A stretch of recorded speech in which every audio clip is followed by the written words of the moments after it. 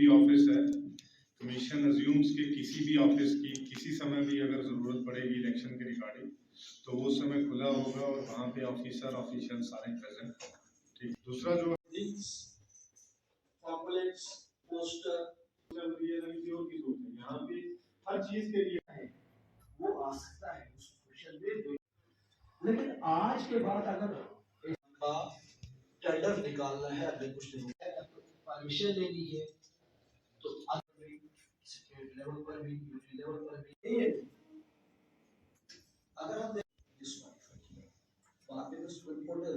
पहला पहलू तो ये है कि एक जो हमारा अभी जनरल इलेक्शन लोकसभा का 2024 का जो अनाउंसमेंट हुआ है उस अनाउंसमेंट की के वजह से जो जितने भी हमारे पास शेड्यूल्स जो हैं ये क्योंकि फेजेस में हो रहा है और जो रामबन जो 4 उधमपुर पार्लियामेंट्री कंस्टिट्यूंसी का पार्ट है जो हमारा फ़ेज़ 1 में जो है वो पोलिंग होने जा रही है और पोलिंग डेट जो है वो 19 अप्रैल 2004 को है 2024 को है। और इसी के साथ साथ जैसे मैं कुछ डेट्स हैं जो आपके सामने मैं अनाउंस करना चाहता हूं कि जो announcement and issue of press note जो है जो honourable election commission of India ने शुरू किया इशू किया है वो 16 मार्च 2024 को किया। उसके बाद जो date of issuance of gazette notification जो है वो 20 मार्च 2024 को होगी। उसके बाद last date of making nomination जो होगी वो 27 मार्च 2024 को होगी। फिर date for scrutiny of nomination जो है वो 28 मार्च 2024 को होगा और last date for withdrawal of candidates जो है वो 30 मार्च 2024 को होगा। तो ये जो हमारा यहाँ पे ये जितना भी प्रोसीजर है ये जो अभी चला है खासकर तो इसमें जो डेट ऑफ पोल है वो इम्पॉर्टेंट है। डेट ऑफ काउंटिंग जो है वो 4 जून है। तो ये सारा जो प्रोसेस है इस अनाउंसमेंट जो honourable election commission of India की जो अनाउंसमेंट होती है उसकी अनाउंसमेंट के बाद एक मॉडल कोड ऑफ कंडक्ट जो है वो लग जाता है जिसमें वो सारी चीज़ें जो हैं वो रिस्ट्रिक्ट हो जाती हैं जिसका किसी न किसी तरीके से डायरेक्टली या इनडायरेक्टली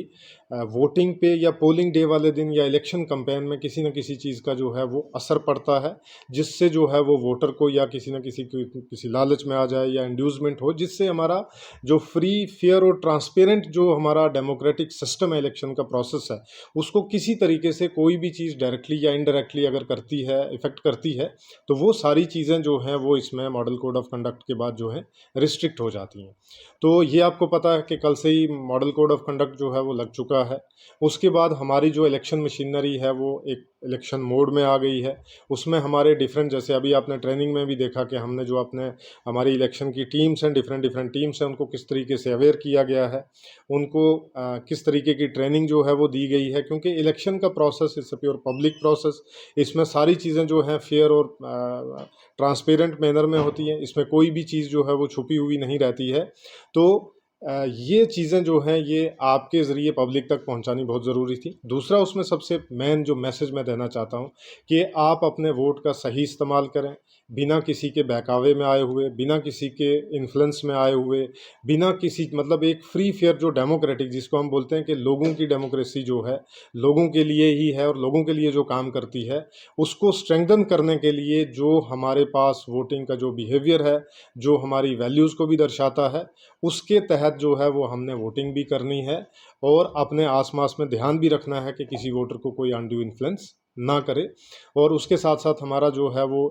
इलेक्शन का जो कंट्रोल रूम है 24/7 है वो भी चल रहा है। तो किसी किस्म का आज तो सोशल मीडिया का टाइम है, मेरा नंबर है, हमारे जितने भी AROs हैं, हमारे डिस्ट्रिक्ट एडमिनिस्ट्रेशन की जितनी भी टीम है चाहे ADDC साहब हों, चाहे ADC हों, SDMs हों, तहसीलदार्स हों या फ्लाइंग स्क्वाड्स की जितनी भी टीम्स हैं हमारी, तो वो सारी जो है वो 24/7 फंक्शन करती हैं। आपकी पब्लिक से भी मेरी यही अपील है कि अगर आपका कोई भी इलेक्शन के रिगार्डिंग कोई भी इशू है तो आप वो दर्ज करा सकते हैं, फ़ोन कर सकते हैं, बता सकते हैं ताकि हम और आप मिलकर जो ये इतना बड़ा इलेक्टोरल डेमोक्रेटिक प्रोसेस हमारा इसको फ्री फेयर और ट्रांसपेरेंट मैनर में इम्प्लीमेंट करने में कामयाब। इलेक्शन कंट्रोल रूम के बहुत सारे नंबर हैं वो हम पब्लिश करेंगे, वो सोशल मीडिया पे आ जाएगा तो वहाँ पे आपको पता चलेगा। तो इलेक्शन के लिए वी आर फुली प्रिपेयर्ड और आज से नहीं पिछले हम 6 महीने से इसकी तैयारी कर रहे हैं। मॉडल कोड ऑफ कंडक्ट लगा तो अब हम कम्प्लीटली इलेक्शन मोड में आ गए। We are fully prepared for लगभग हमारे पास 2,19,000 वोटर हैं जो एलिजिबल वोटर। हमारी 2 रामबन डिस्ट्रिक्ट जो है ये पार्लियामेंट्री 4 उधमपुर जो कॉन्स्टिट्यूंसी है उसका पार्ट है, और इसमें 2 हैं, एक तो रामबन कॉन्स्टिट्यूंसी असेंबली और दूसरी बनिहाल है, जिसमें टोटल वोटर जो हैं 2,19,000 के करीब है। कि जो भी हमारे एसओपीज हैं, जो भी ऑनरेबल कमीशन की गाइडलाइंस हैं, उसको किस तरीके से इम्प्लीमेंट करके जो इलेक्शन कमीशन है, फ्री फेयर इलेक्शन और ट्रांसपेरेंट इलेक्शन है, उसको करवाने में हम जो है वो तैयार हैं और कामयाब भी होंगे। और अगर कोई